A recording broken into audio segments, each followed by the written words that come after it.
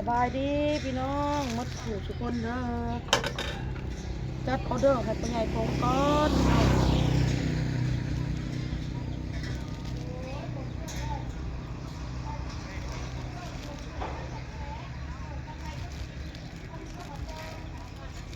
จัดออเดอร์ให้ปัญญาโงเพราะว่าเมื่อนี้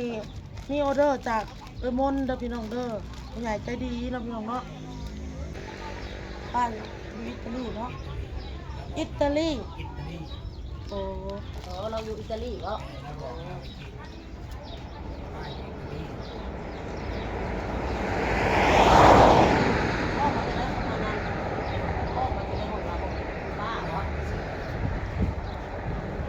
จากอิตาลีบอกบ้าจากประเทศอิตาลี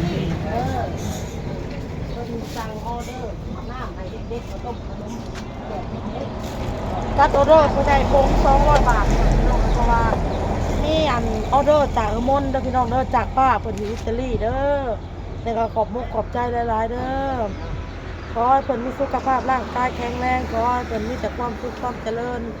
ปรารถนาสิ่งใดก็ขอให้ได้สิ่งนั้นเงินไหลนองทองไหลมาขอบพระคุณหลายๆเด้อถูกหวยรวยเบอร์เฮงๆรวยๆแล้วก็น้อยขอบมุกขอบใจเพิ่นหลาย คุณหลายๆจัดให้ผู้ใหญ่โงก่อนร่าง200 บาทใช่หรอ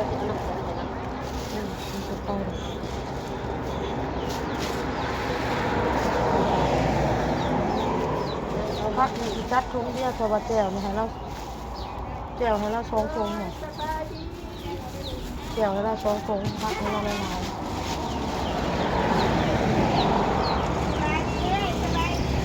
ตอนบ้างเราค่ะอาหารเลยอันเด้อคอยเชียเอาไปส่งให้เราพี่น้องเลยแยกให้เด้อเอาเด้อขน้อยแล้วนะพี่น้องเอาเด้อ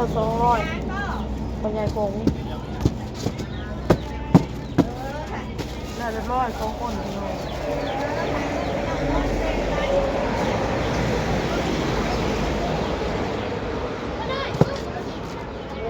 อันนี้ฉันจะเสียไปหายเล่าพี่น้องเลยหมกใจหลายๆเด้อแม่ป้าหลายๆ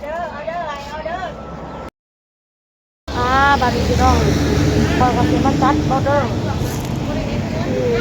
แม่ป้าคนไทยเขาถึงเนาะให้คน100 บาทพี่น้องเด้อขนมเราไปให้เงินเด้อให้แล้วคนจะกิน2 ไม้เนาะจ้า2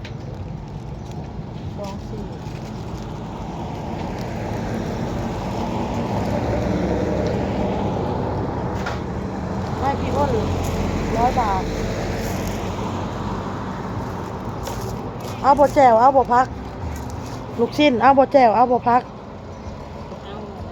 เอาสิจับหายเมืองพี่น้องเลย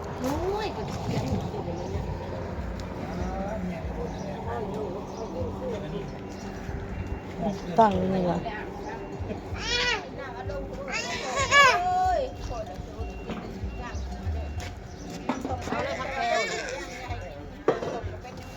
ลูกใหญ่ได้มือเลย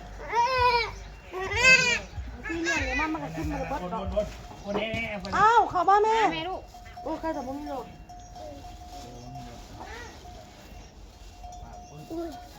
ข้าวบอลบ่สนใจน้ำน้องเลยเนาะข้าวบอลนี่เนาะ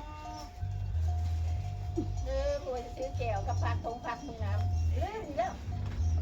เอาเมื่อเราไปกินแก้วกับผักลืมตลอดเลยเขาบอกซื้อมาไงลืมเอาเขาตัวยังไงเนี่ยเรือยใหม่ลุงเปิดน้ำเด้อเนี่ยเรือยใหม่แล้วเนี่ยเรือยไม่มันบอกเขาไปไหว้จีบอลสวยบอลเต้าทานมันเนื้อทั้งหมดเอาไปค่ะน้ำเลยมันก็เลย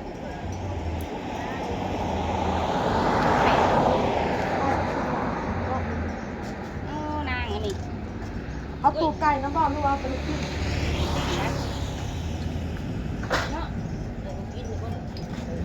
เอากระกินกินนะ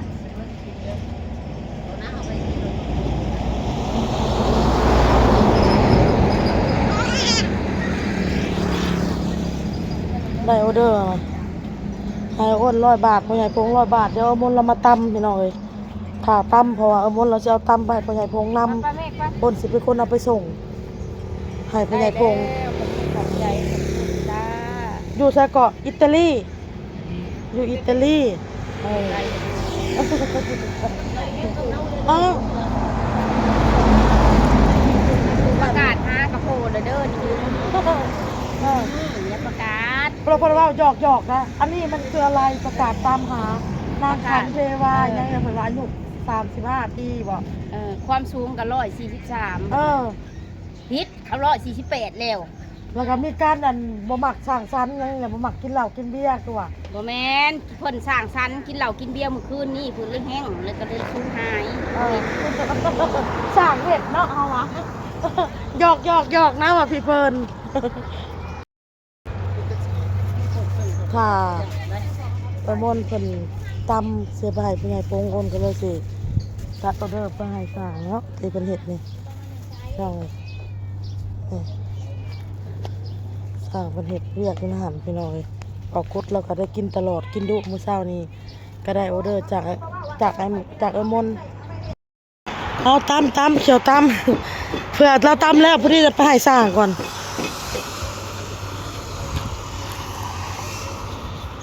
ตอนสั่งกินน้ำพี่น้องเอ้ย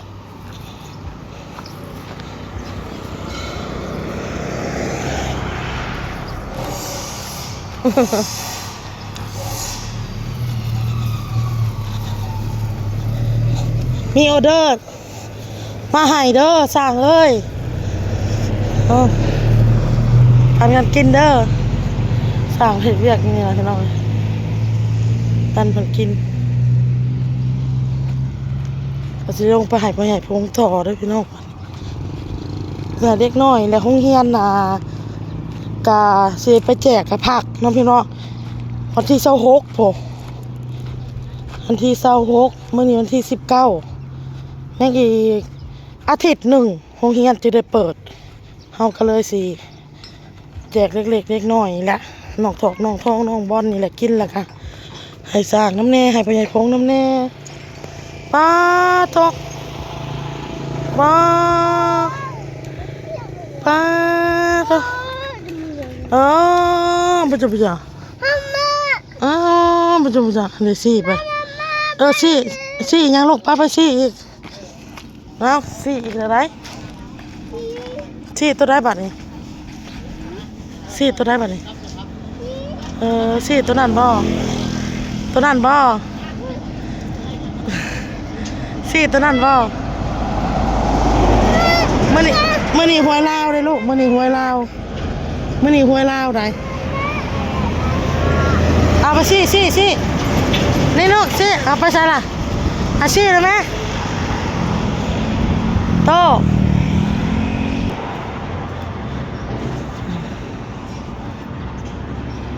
เพิ่นซี่ตัวนี้พี่น้อง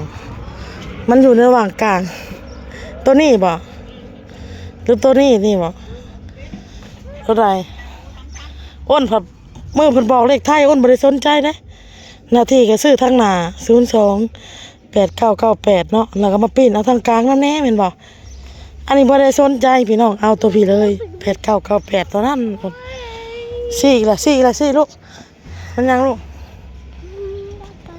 บ่จะไปเฮ้ยบอกป้าลุงไหมลูกบอกป้าลุงไว้มื้อนี้หวยลาวเลยลูกไปใช้นี่อาชีนี่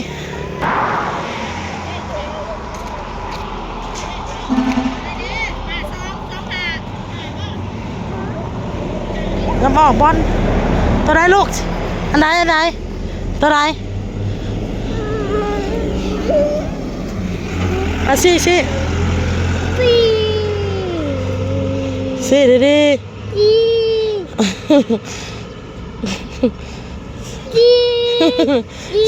มั่วชั่วเลย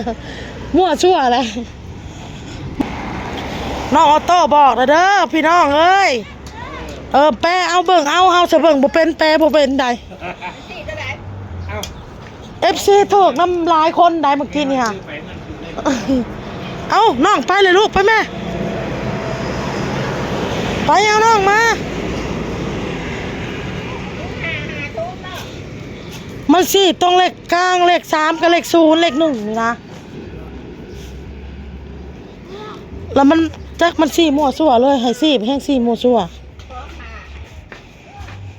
หวยลาวได้มื้อนี้ เอายัง เนาะ ครับเปิดได้พัก คอยมักต้องหาหกหา